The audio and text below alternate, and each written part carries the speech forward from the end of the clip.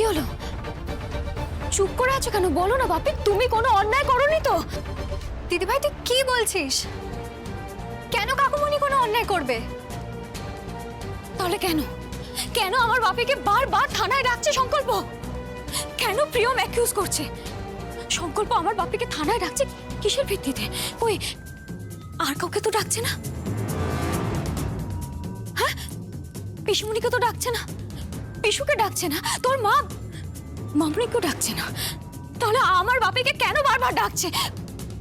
বাপি চুপ করে আছো কেন? বলো না তুমি।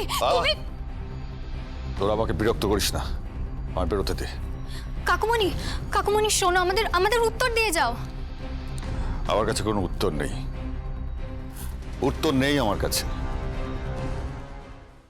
প্রিয়ম সংকল্পকে ব্যবহার করছে, আর সংকল্প এত বোকা যে ও প্রিয়মের ফাঁদে পা দিচ্ছে। এই সমস্ত ডার্টি পলিটিক্স তোরা বুঝবি না, আর প্রিয়মের মতো মেয়েকেও তোরা কোনোদিন চিনতে পারবি না। বাপি, বাপি শোনো বাপি।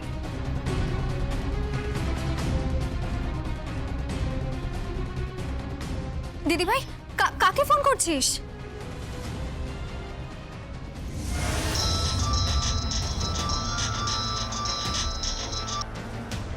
হ্যালো, কে বলছেন? আমি দোয়েল, সুভাষ ব্যানার্জির মেয়ে বলছি। হ্যাঁ বলুন। বলছি তুমি তুমি যা স্টেটমেন্ট দিয়েছো সেগুলো সব সত্যি তো সুপর্ণাদি?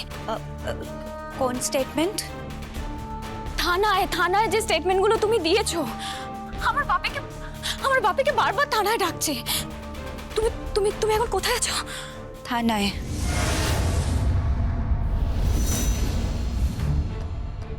হ্যালো, কে বলছেন? আমি দোহেল বলছি। তুই সুপর্ণাকে ফোন করেছিস কেন? বাপির বিষয়ে কথা বলতে। কি কথা বলার জন্য?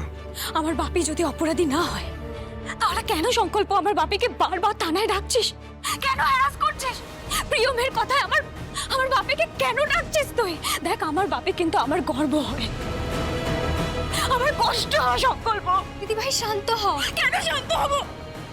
কেন আমার বাপিকে বারবার থানায় ডাকছে? আমার আমার খুব ভয় লাগছে, খুব ভয় করছে আমার। ফোনটা কাট। শুধু তোর বাপি নয়, আমার স্ত্রী, ওই বাড়ির বউ এখানে রয়েছে।